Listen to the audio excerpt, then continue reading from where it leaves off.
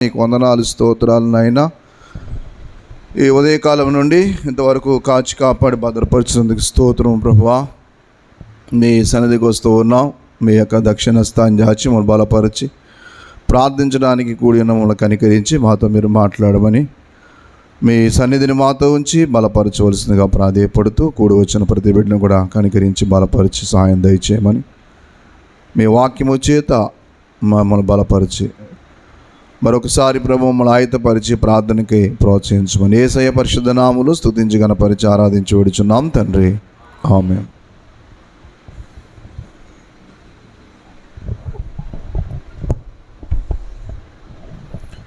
దేవునికి స్తోత్రం, హల్లెలూయా. ఫిలిప్పీ పత్రిక 4వ అధ్యాయము మొదటి నుండి ఇలా మాట్లాడుతూ స్థిరులయుండుడి, అలాగే ఏక మనస్సు గలవారయుండుడి, అలాగనే ఆనందించుడి, సహనము కలిగి ఉండుడి, చింతపడకుడి, మీ ప్రతి విన్నపాన్ని దేవునికి తెలియజేయండి అని ఇలాగా దరిదాపు ఒక 7 విషయాలు అక్కడ చెప్పబడతాయి. మొదటి మాట ఏమంటాడంటే స్థిరులై ఉండండి. నా ఆనందమును నా కిరీటమును మరి నా ప్రియులారా ఇట్లు ప్రభువునందు స్థిరులై, ప్రభువునందు స్థిరంగా ఉండుట. దేవుని యొక్క సన్నిధికి రావటం వేరు, దేవుని యందు స్థిరముగా ఉండటం వేరు. మనము స్థిరపడటం వేరు, స్థిరంగా ఉండటం వేరు. జీవితకాలంలో స్థిరపడాల. ఎప్పుడు ఒకటే జీవితం జీవించకూడదు, ఎప్పుడు ఒకటే జీవితంలో ఉండకూడదు. ఒకే జీవితము ఇంకెందుకు పనిచేయని జీవితం అన్నట్టు ఉండకూడదు, కానీ స్థిరమైన జీవితం ఉండాలి. స్థిరమైన జీవితం లేకపోతే చాలా నష్టపోతాం. కొన్నిసార్లు అస్థిరం, దీన్నే ద్విమనస్కులు అంటాడు వాక్యంలో. భక్తిలో స్థిరపడాల, వ్యక్తిగతంగా స్థిరపడాల, అన్ని రకాలుగా స్థిరపడాల. చాలామంది అంటుంటారు చూడండి, ఎరా ఇంత వయసు వచ్చింది ఇప్పటికి ఇంకా స్థిరపడకపోతే ఎలాగరా అంటారు చూడండి. అలాగన్నమాట. అంటే భక్తి జీవితంలో ఒక స్థిరమైన జీవితము చాలా అవసరం, చాలా అవసరం. అందుకని దేవుడు ఎప్పుడూ కూడా ఒక స్థిరమైన జీవితం ఉంటే వాళ్ళని దేవుడు ఏం చేస్తాడంటే తప్పనిసరిగా వాడుకుంటాడు. ఆడపిల్లలైనా మగపిల్లలైనా ప్రతిరోజు ఉదయకాలము లేవాలి అని ఒక స్థిర నిర్ణయం తీసుకోవాలి. ఆ ఉదయకాల స్థిర నిర్ణయాన్ని జీవితకాలం అంతా పాటించాలి. ఇవాళ 5 గంటలు లేచి రేపు 7 గంటలు లేస్తే అది స్థిరం కాదు. ప్రార్థనకు ఒక స్థిర సమయం ఉండాలి, స్థిరమైన నిర్ణయం ఉండాలి. ఎదగాలనే ఆసక్తి ఉండాలి, ఆశ ఉండాలి, దేవుని సందులో ఉండాలి. భక్తి జీవితంలో చాలాసార్లు మీరైనా నేనైనా నష్టపోయేది ఏంటంటే స్థిరం లేకపోవటం. స్థిరమైన జీవితం లేకపోతే ఏమవుతుంది అంటే చాలా మనం అన్ని రకాలుగా నష్టపోతాం. దేవుడు ఎప్పుడు కూడా మనల్ని నష్టపోవాలని ఎప్పుడు చూడడు. దేవుడికి అది ఇష్టం ఉండదు. అందుకనే ముందుగా మనం ఏం చేయాలంటే స్థిరపడాలి. ఎప్పుడు స్థిరపడాలి అంటే ఇది వాక్యంలో దీన్ని ఏమంటాడంటే నాటబడుట అంటాడు. నాటబడటం అంటే అర్థం ఏంటంటే దేవుని యందు, దీనిని ఇంకో భాషలో ఏమంటారంటే నిలిచి ఉండుట అంటాడు. దయచేసి యోహాను సువార్త 15వ అధ్యాయము ఓ చక్కటి మాట సాక్షాత్తు మన ప్రభువే మాట్లాడుతూ నా యందు నిలిచియుండుడి అన్నాడు. అంటే స్థిరపడండి అని అర్థం. యోహాను సువార్త 15వ అధ్యాయం 3వ మాట చూడండి అమ్మ. యోహాను సువార్త 15:3-4. నేను మీతో చెప్పిన మాటను బట్టి మీరు ఇప్పుడు పవిత్రులై అమ్మ అది నా యందు నిలిచి ఉండండి. మీ యందు నేనును నిలిచి ఉంటాను. ఇంకెంతకాలం నాకు దూరంగా ఉంటారు మీరు? నా యందు నిలిచి ఉండాల, ఆ దాన్నే స్థిరపడటం అంటాడు. మీరు యోహాను సువార్త 15వ అధ్యాయంలో మీరుంటే, మీరు జాగ్రత్త చదివితే పైన మీరు జాగ్రత్త చదువుకుంటూ వస్తే ముందు పనికిరాని తీగలు తీసేయాలట. ఫలించాలనుకుంటే పనికిరాని తీగలు తీసేయమంటాడు రెండో మాటలో. చూడండి, నాలో ఫలింపని ప్రతి తీగనాన్ని తీసి పారేవేను, ఫలింపని ప్రతి తీగను ఫలించు ప్రతి తీగ మరి ఎక్కువగా ఫలించాలని. అది ఫలించాలి, మరి ఎక్కువగా ఫలించాలి. ఇది ఈ మాట బాగా గుర్తుపెట్టుకోండి. ఏమన్నాడు? ఫలించు తీగే, మరి ఎక్కువగా ఫలించు తీగే. అదనమాట ఫ్రూట్ఫుల్ అండ్ మోర్ ఫ్రూట్ఫుల్. భక్తి జీవితంలో దేవుడు ఆశపడేది ఏంటంటే, ఇవాళ 10 కాయలు కాసినట్టు నెక్స్ట్ సంవత్సరం కూడా ఈ 10 కాయలు కాయాలి ఈ చెట్టు అనుకోడు దేవుడు. ఈ సంవత్సరం 10 కదా, నెక్స్ట్ ఇంకా అభివృద్ధి చెందాలి. అది దేవుడు ఆశ. అదే మాట, ఫలించు తీగ మరి ఎక్కువగా ఫలించాలని. దానిలోని పనికిరాని తీగలను దేవుడు ఏం చేస్తాడు అంటే, ఫలించేటప్పుడు కొన్ని పనికిరాని తీగలు కూడా బయలుదేరతాయి. అవి అందులో ఉన్న తీగలు కాదు, అందులోంచి వచ్చినాయి కాదు, వేరే రీతిగా వాటిని అల్లుకుంటాయి. అది విషయం.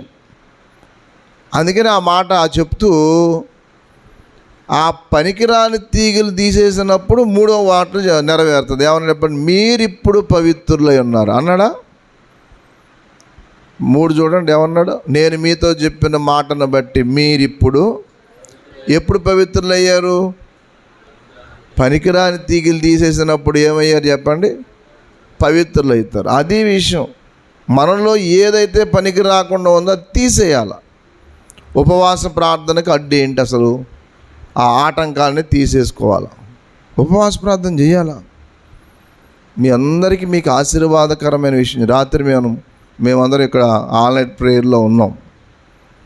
రాత్రి కొంచెం నిన్న ఉదయం వేరే ఊరికి వెళ్ళి తునికెళ్ళి రావటం ద్వారా కొంచెం 10 గంటలు దాటేకి వచ్చాను నేను. మళ్ళీ 4 గంటల వరకు ఉన్నాం. 1 గంట రెస్ట్ చేసుకొని మళ్ళీ నేను 5 గంటలు లేచి కాసేపు ప్రార్థన చేసుకొని మళ్ళీ 6 గంటలకు బయలుదేరాడు. ప్రార్థన ఎప్పుడు కూడా నిర్లక్ష్యం చేయదు. మీకు ఒక ఆశీర్వాదకరమైన విషయం చెప్పనా? మీరు నిజంగా ఫలించాలనుకున్నప్పుడు మీ పిల్లలతో సైతము మీరు ఏ ప్రదేశంలో అయితే ఉంటారో, ఒకరు ఉద్యోగం నిమిత్తం ఎక్కడో చోటకి వెళ్ళారు, అక్కడ కూడా మీరు ఏం చేస్తారు? పిల్లల్ని తీసుకొని ఆన్లైన్ పేరుకి వెళ్ళిపోండి, చర్చిలోనే పడుకుని పోండి. నేను కొంతమంది ఈ మధ్యకాలంలో కొన్ని సాక్ష్యాలు చదువుతూ ఉన్నాను. GDM గోదావరి డెల్టా మిషన్లో ఉన్నతమైన పరిచర్య చేసిన గొప్ప గొప్ప దైవజనుల యొక్క సాక్ష్యాలు నిజంగా నేను అనుకున్నాను, ఈ రోజుల్లో ఎంత త్యాగం చేసేవాళ్ళు అంతైతే నాకైతే కనబడలేదు. ఎన్ని ఇబ్బందులు పడ్డారో, ఎన్ని రకాల కష్టాలు అనుభవించారో, ఎన్ని రకాల సమస్యలు. నేను ఈ మధ్యకాలంలో 2 పుస్తకాలు చదివాను. ఒక వారం రోజులు 2 పుస్తకాలు కంప్లీట్ చేసేసా.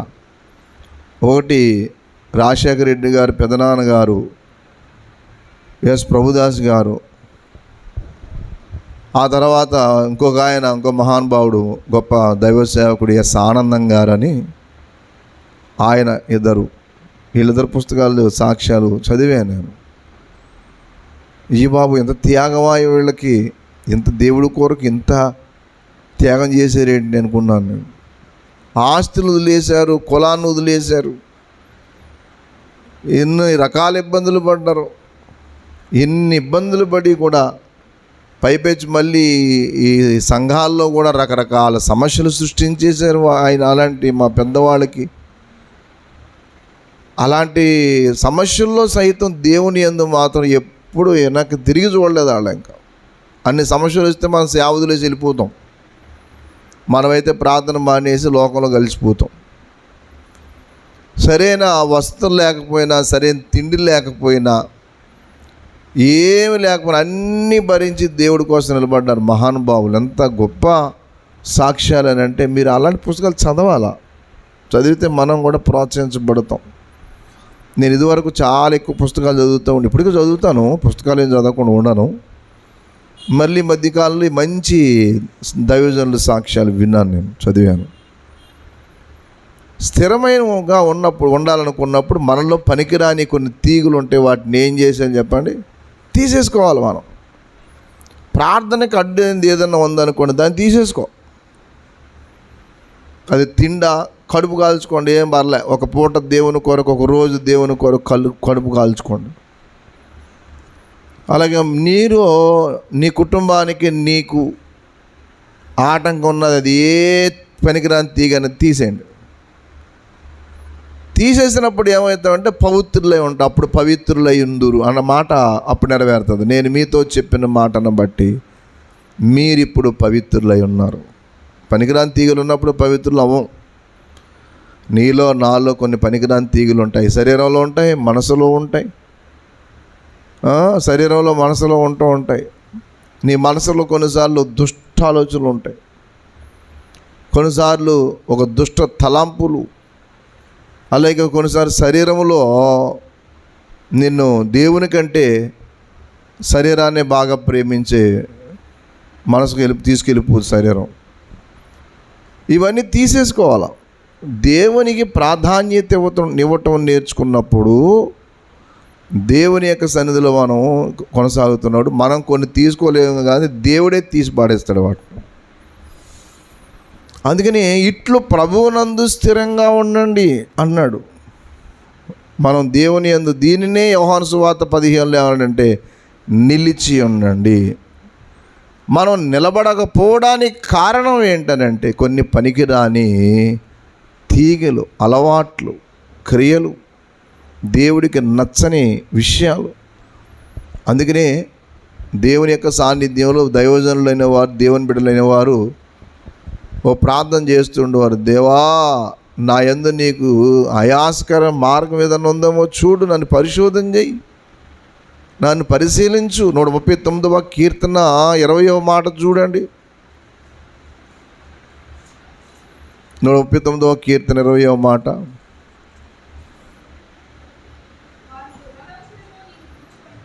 అమ్మా 139:20.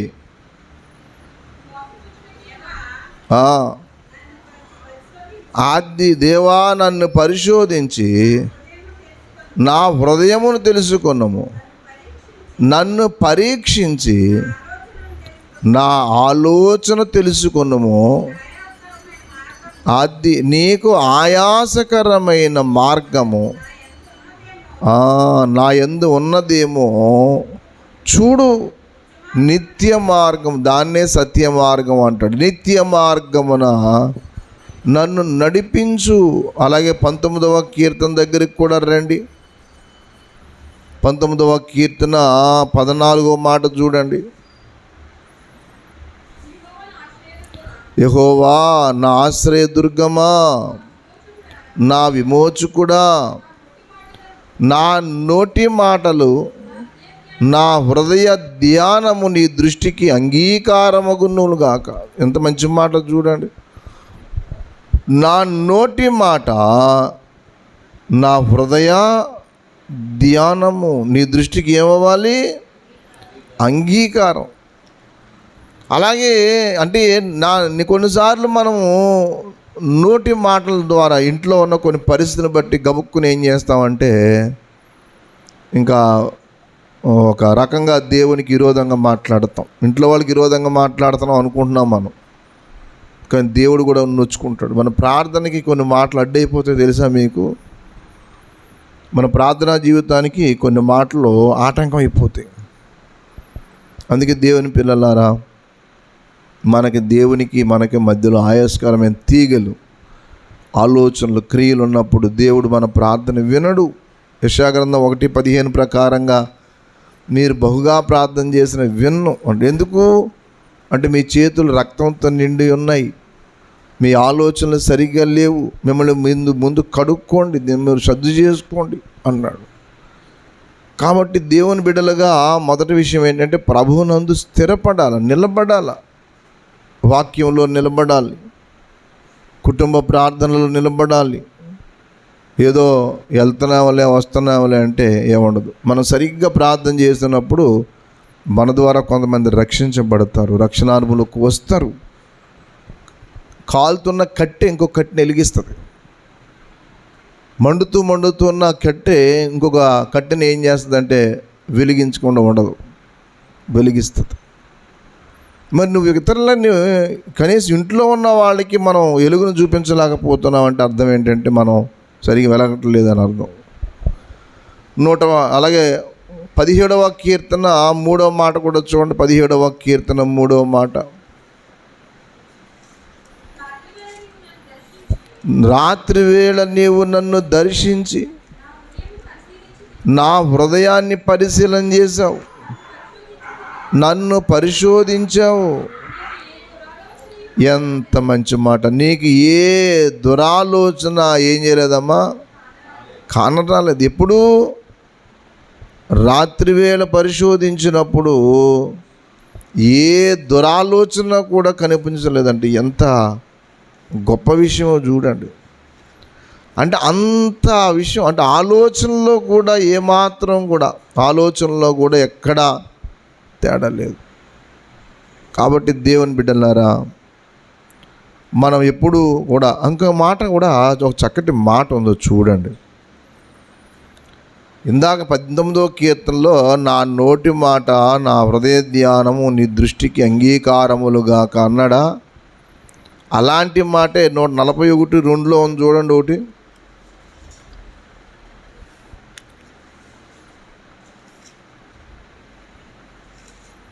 141వ కీర్తన 2వ చరణం కూడా చూడండి. నా ప్రార్థన ధూపము వలెను. అమ్మా ఆ మాట చూడండి. నేను చేతులు ఎత్తుట సాయంకాలము నైవేద్యం వలెను.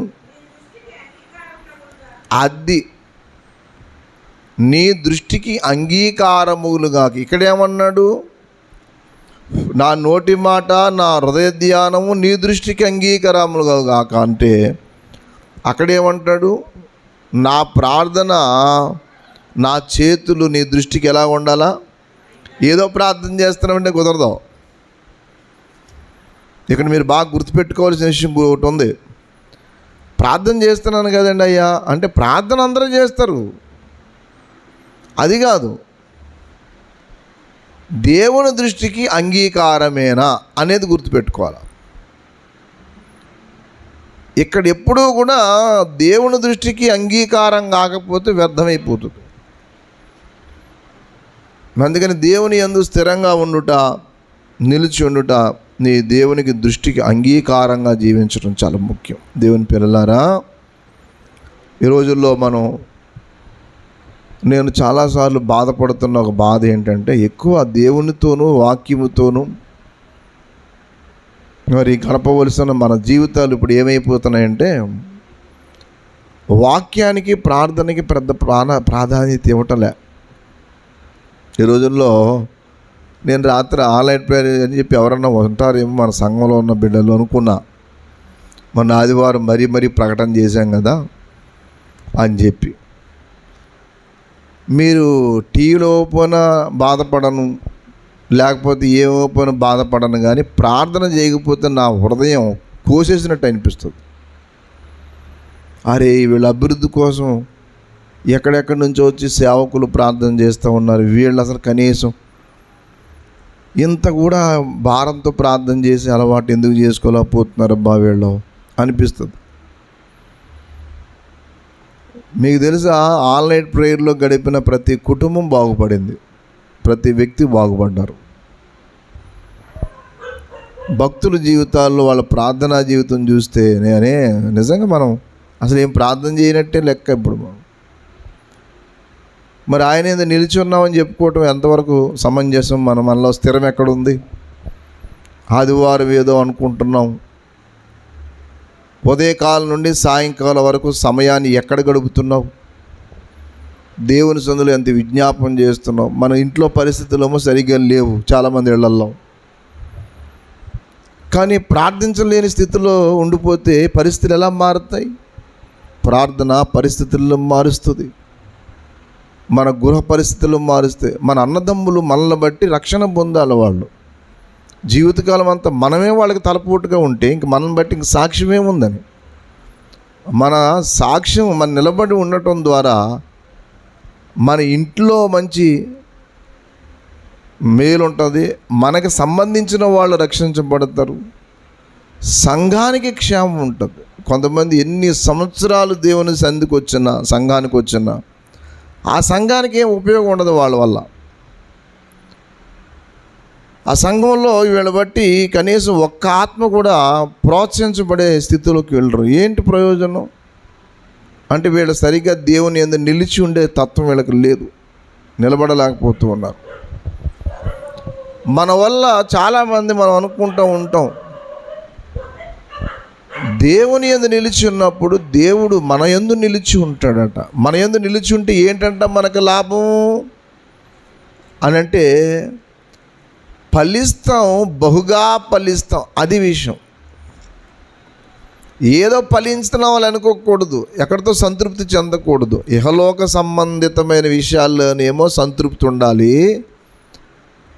భక్తి జీవిత విషయంలో అసంతృప్తి ఉండాలి. ఇక్కడ బాగా గుర్తుపెట్టుకోండి నేను చెప్పే మాట. ఇహలోక విషయంలో సంతృప్తి ఉండాలి మనకి. అంటే ఇతరులకి ఏదో ఉందో మనకు లేదు, నేను కూడా అలాగ సంపాదించాలి, మనం ఎలాగలా సంపాదించాలని అడ్డుదారులు దొక్కకూడదు. చాలే అయ్యా, ఇది మనకు ఉంది, దేవుడు ఇది ఇచ్చాడు, చాలు, ఇంకెందుకు మించి మనం ఏమి దీని గురించి అనవసరంగా ప్రయాసపడవద్దు, ఇది చాలు ఇక్కడ ఇప్పుడుతో అని ఉండాలి. దేవుడి విషయంలో అలా కాదు. ఇవాళ 2 అధ్యాయాలు చదివాను, రేపు అసలు వాక్యం చదవకూడదు అనకూడదు, రేపు ఇంకా బెటర్ స్థితికి వెళ్ళాలి. ఇవాళ ఒక అరగంటే ప్రార్థన చేశాను, రేపు 2 గంటలు చెప్పి ప్రార్థన చేయాలి. ఈ సంవత్సరం నేను ఒక్క ఆత్మనే ప్రభువుని నడిపించాను. నెక్స్ట్ ఇంకా ఎక్కువ నా ద్వారా దేవుని దగ్గర రావాలా, ఈ తృష్ణ ఉండాలి. దేవుని యందేమో తృప్తి లేని విధానంలోకి వెళ్ళాలి. ఇంక చాలు ఎంత రక్షించాను అనుకోకూడదు. మన జీవితకాలం అంతా కూడా ఎంత ప్రార్థనలు ఎదుగుతామో అంతగా దేవుని దగ్గర మనం ఫలిస్తాం. అందుకని దేవుని యందు నిలిచి ఉండటం, దీన్ని స్థిరులై ఉండండి అంటాడు అక్కడ. నేను దేవునికి వేరుగా ఉండి ఏమి చేయలేం. దేవుని యందు లేకపోతే ఏం చేస్తామండి? జీవితకాలం అంతా ఇదే జీవితమా? జీవితకాలం అంతా మనల్ని బట్టి అదే సాక్ష్యమా? ఇంక సాక్ష్యం ఎప్పుడు సంపాదించుకుంటావు? ఏ రోజున సంపాదించుకుంటావని అసలు ఎప్పుడు మనకు జీవితంలో కన్నీళ్ళు గాచి మన బంధువర్గం తెలుసా మీకు? మన తోబుట్టువులు కానీ, మన బంధువర్గం కానీ, మన గృహస్థులు కానీ రక్షణ పొందకపోవటం మన అవివేకం, మన యొక్క అజ్ఞానం, మన నిర్లక్ష్యం అవుతుంది. వాళ్ళ విషయంలో మనం శ్రద్ధ తీసుకోలేకపోయామనుకోండి, అది మన బలహీనత అయిపోతుంది. అందుకని మొదట దేవుని యందు స్థిరపడటం మొదటి విషయము. దేవుని యందు నిలిచి ఉండటం, వాక్యంలో నిలిచి ఉండటం. అందుకే మీరు ఈ యోహాను సువార్త 15వ అధ్యాయం మీరు చదివితే 4లో నా యందు నిలిచి ఉండండి అంటాడు. అలాగనే కొంచెం క్రిందకు వస్తే ఏమండి, నా ప్రేమ యందు నిలిచి ఉండండి అంటాడు. 9వ మాట చూడండి, 9వ మాట. అమ్మా అది నా ప్రేమ యందు నిలిచి ఉండండి. దేవునికి స్తోత్రం కలుగునుగాక. ఏమన్నాడమ్మా? నా ప్రేమ యందు నిలిచి ఉండండి, నా యందు నిలిచి ఉండండి మొదటిది. రెండోది ఏం చెప్పండి? నా ప్రేమ యందు నిలిచి ఉండండి. దేవుని యొక్క ప్రేమ యందు నిలిచి ఉండటం. ఆయన యందు నిలిచున్నాం అనుకోండి, ఆయన ప్రేమ యందు బహుగా మనం ఏం చేస్తామంటే ఆయన ప్రేమ మనకు ఉంటుంది. లోకంలో పనికిమాలిన ప్రేమలు ఉండవు, వీటిలో ఏ గురించి ఉండదు. ఆయన నిలిచి ఉండ, ఆయన ప్రేమ యందు మనం నిలిచి ఉండ. మూడవది ఆయన వాక్యమునందు నిలిచి ఉండటం. ఏంటి చెప్పండి? వాక్యమునందు, దేవుని యొక్క వాక్యములో నిలిచి ఉండటం. ఇది మాత్రం మర్చిపోకండి ఎప్పుడు. చాలామంది చేసే పెద్ద పొరపాటు ఏంటనంటే వాక్యాన్ని పెద్ద పట్టించుకోరు, బైబిల్ని పెద్దగా పట్టించుకోరు, నిర్లక్ష్యం, పెద్దగా చదివేది లేదు, పెద్దగా చదివేది ఉండదు, గృహం కోసం పెద్దగా ప్రార్థన చేసేది ఉండదు. ప్రార్థనా జీవితం లేకపోతే చాలా నష్టం వస్తుంది. ఎంత ప్రార్థన చేస్తారో అంత కృప. నాకు ఒకసారి తల్లిగారు మంచి సాక్ష్యం చెప్పింది. ఆ కుమారుడు వెహికల్ మీద తిరిగి చేసే ఉద్యోగం అట. అడవిల్లోనూ మరి రకరకాల ప్రదేశాల్లో తిరుగుతూ ఉంటాడు. వెహికల్ మొత్తం మీద ఒక వాహనం మీద తిరిగి చేసే ఉద్యోగం. ఒక రోజున అర్ధరాత్రి ఎందుకు ప్రభువు లేపి ప్రార్థనలో ఉండమ్మా, ప్రార్థన చేయి, నీ కుమారుడు కోసం ప్రార్థన చేయి, నీ కుమారుడు కోసం ప్రార్థన చేయంటే ఎందుకో ప్రభు చెప్తున్నాడని చెప్పి వెంటనే లేచి గవ్వగా ముఖం కడుక్కొని ఆమె ప్రార్థనా స్థలానికి వెళ్ళి ప్రార్థనలో మోకరించింది. ప్రార్థన చేస్తుంది, ప్రభువా ఎందుకు ఇలాగ నన్ను ప్రార్థనలో ఉండమన్నావో తెలియదు, దయచేసి ఒకవేళ నాకు సంబంధించిన వాళ్ళు ఎవరైనా ఏ పరిస్థితుల్లో ఉన్నారో, నా కుమారుడు ఆ ప్రదేశానికి వెళ్తాడు, ఇప్పుడు ఎక్కడున్నాడో తెలియదు, ఫోన్ చేస్తే ఫోన్ కలవటం లేదు అని ప్రార్థన చేస్తూ ఉంది. సరిగ్గా ఈమె ప్రార్థనలో ఉండి తెల్లవారుజామున లేచి ఇలాగా మరి దేవుని కృపను బట్టి లేచగానే ఆ పొద్దుడి ఫోన్ వచ్చిందంట. అమ్మాయి, ఈ అబ్బాయి పలానా పేరు గల అబ్బాయి ఎవరు మీకు సంబంధించినట్టు. అవునా, నా కుమారుడు అండి అంటే, అవునా, ఏం లేదు, చిన్న యాక్సిడెంట్ అయింది, ప్రాణాపాయం అయితే ఏమీ లేదు కానీ కొంచెం ఇబ్బంది అయింది. ఈ ఘాటీ మీద బండి వెహికల్ స్లైడ్ అయ్యి లోయలో పడిపోవలసింది, చెట్టుని అడ్డుకుని ఆగాడు, చిన్న దెబ్బ తగిలింది, ఏం కాదు, మీరు ఏం కంగారు పడకండి, ఫలానా చోట ఉన్నాడు, మీరు రండి అని. అప్పుడు వెంటనే మోకరించి ప్రభువుని స్తుతించింది.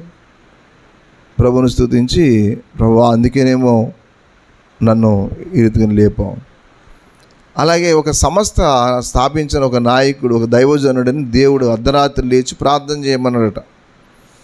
ఎవరి కోసం అంటే, ఫలానా పాప కోసం ప్రార్థన చేయి అంటే, ఇప్పుడే అలసిపోవచ్చాను ప్రభువా అన్నట్టు ఉండి నిర్లక్ష్యం చేసి పడుకుని పోయాడట. పొద్దున్న లేస్తే ఆ పాప చచ్చిపోయింది. చచ్చిపోగానే వెంటనే ఈయన చాలా ఏడ్చేసాడట. నా వల్లే చచ్చిపోయింది ప్రభువా ఆ అమ్మాయి, నేను చాలా పనికి మాలిన వాడిని, ఆ బిడ్డ కోసం నువ్వు ప్రార్థన చేయమని నువ్వు నన్ను లేపినా సరే నేను సోమరతనంతో పడుకుని పోయాను. ఆయన తెగ ఏడ్చేటట్టు ఆయన సాక్ష్య పుస్తకంలో రాసుకున్నాడు ఆయన ఆ విషయం. కొన్నిసార్లు ప్రభు మనం లేపుతాడు అని చెప్పి ఆయన డానియేలు అనే పాటలు సాక్ష్యం పుస్తకంలో ఆ సాక్ష్యం ఉంది. చాలాసార్లు మనకు సంబంధించిన వాళ్ళ కోసం తగినంత విజ్ఞాపం చేయం. మనం మీ భర్త గురించి, మీ పిల్లల గురించి, మీ భార్య గురించి, మీ బంధువర్గం, రక్షణ పొందని నీ తోబుట్టువుల గురించి మనం విజ్ఞాపం చేయటం నేర్చుకోవాలి. దీనినే ప్రభువునందు నిలిచియుండుట ఇది మొదటి విషయం. రెండవ విషయం ఉంది, ఏక మనస్సు కలిగి ఉండుట. ప్రభువునందు నిలిచిన్నప్పుడు ప్రభు మనసు మనకు వస్తుంది. ఈ విషయం గుర్తుపెట్టుకోండి. మీకు సింపుల్ లాజిక్ చెప్తాను, వినండి బాగా. మీరు మీ ఇంట్లో ఉన్నవాళ్ళు భక్తిపరులా భక్తిహీనులా అని చెప్పడానికి మీరు పెద్దగా ఏమీ కష్టపడిపోవసరం లేదు.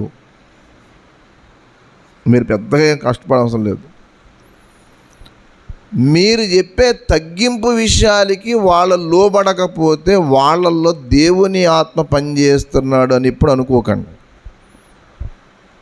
మీ ఇంట్లో ఉన్న వ్యక్తులు ఎవరైనా సరే మీరు చెప్పే దీనత్వానికి, మీరు చెప్పే దేవునికి మహిమొచ్చే విషయానికి వాళ్ళు తలగొకుండా మనుషుల్నే పోల్చుకుంటూ మనం కూడా వాళ్ళలాగే ప్రవర్తించాలనుకున్నారంటే వీళ్ళల్లో దేవుని ఆత్మ పనిచేస్తుందని ఇప్పుడు అనుకోకండి. వాళ్ళ ఆలోచన విధానం పాపానికి సంబంధించి లేదా లోకానికి సంబంధించి ఉంది. వాళ్ళ మీతో ఎప్పుడు ఏకీవించరు. వాళ్ళు మీ ఎదురుగుంట ప్రార్థన చేసిన నటించినా కానీ మీరు నమ్మొద్దు. ఎందుకు తెలుసా?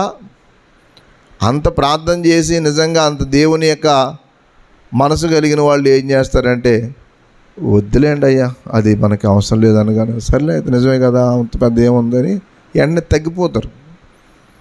వద్దులేమ్మా, అది మనం అలాంటి వాటికి వెళ్ళకూడదు అనగానే ఏం చేస్తారంటే ఆగిపోతారు. కానీ గొడవ పెట్టి పట్టుబట్టి లేదు కుదరదు అన్నారంటే అర్థం ఏంటంటే వీళ్ళ మనసు శరీరం మీద పనిచేస్తుంది వీళ్ళది. అందుకనే వాక్యులు ఆ మాట అన్నాడు రోమపత్రిక 8:5లో, శరీరానుసారులు శరీర విషయముల మీద మనస్సు నుంతురు, ఆత్మానుసారులు ఆత్మ విషయముల మీద మనస్సు నుంది. ఇక్కడే చిన్న విషయం చెప్పేశాడు. నీ మనస్తత్వము ఎటు పని చేస్తే నువ్వు ఆ స్థితిలో ఉంటావు అనేది వాక్య సారాంశం. నువ్వు ఆత్మ పట్ల భారం కలిగిన వ్యక్తి అయినప్పుడు ఏం చేస్తావంటే నీ బంధువుల రక్షణ కోసం ఎంతన్నా ఖర్చు పెడతావు, వాళ్ళ కోసం ఎంతన్నా ప్రయాసపడతావు. అదే మనసు పాపం మీద పనిచేసింది అనుకో, ఆ పాపం చేయడానికి ఎన్ని నాటకాలన్నా వేస్తావు.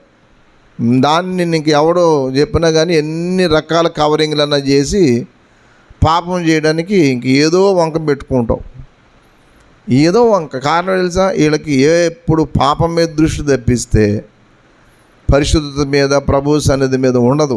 అట్లాంటి వాళ్ళు మీరేమి వాకింగ్ చదువుతున్నారు, పాటలు పాడుతున్నారు, లేకపోతే ఇది అందరి ముందు ప్రార్థన చేస్తున్నారంటే ఎందుకు వచ్చిన ప్రార్థన అనేది పల్లెంపు లేని ప్రార్థన అయిపోద్దని దేవుడే బాధపడతాడు. ఎందుకమ్మా, ఎందుకురా బాబు నువ్వు ప్రార్థన చేస్తావు, దానివల్ల నీవేమో ఎప్పుడు తగ్గించుకోవు అని ఉంటాడు. అందుకే ఏక మనస్సు అంటాడు. ఏంటి చెప్పండి, ఏక మనస్సు ఉండదు. మీరు ఎప్పుడు సరే చూడండి, దేవుని యందు స్థిరంగా లేనోడు ఇతరులతో లేదా ఇంట్లో వాళ్ళతో ముందు ఏకీపించడం. వద్దులమ్మా, అది మనకి అవసరం లేదంటే అవునండి సర్లేండి, ఎందుకు లేదు మనం అనవసరంగా దానికి అంత ఖర్చు పెట్టుకోవటం ఎందుకు, వద్దు మనకి ఏదో అంటే. దీన్ని ఒక మాట చెప్పాలంటే ఏం చేస్తా తెలుసా, వాళ్ళలో ఒక రకమైన తగ్గింపు ఉంటుంది. ఎప్పుడు వాళ్ళకు వాళ్ళు నాశనం చేసుకోవడానికి తెగించరు, నాశనం అవడానికి తెగించరు, పట్టుదలతో వెళ్ళరు. వద్దన్నప్పుడు సరే అయితే వద్దు అని చెప్పి. కానీ ఏ రోజునైతే దేవునికి దూరంగా దేవునికి విరోధంగా నడుస్తారో ఆ రోజు మనసు దేవుడికి వ్యతిరేకంగా పనిచేసి ఏక మనస్సు ఉండదు. ఇది రెండవది. అందుకని ఏక మనస్సు కలిగి ఉన్నప్పుడు ఇంట్లో సమాధానం ఉంటే ఏమవుద్దో తెలుసా, అన్నిట్లో ఐక్యత ఉంటుంది. అందుకనే ఎఫెసీ పత్రిక 4:1 చూడండి, మంచి మాట ఉంది. ఎఫెసీ పత్రిక 4 మొదటి మాట చూడండి.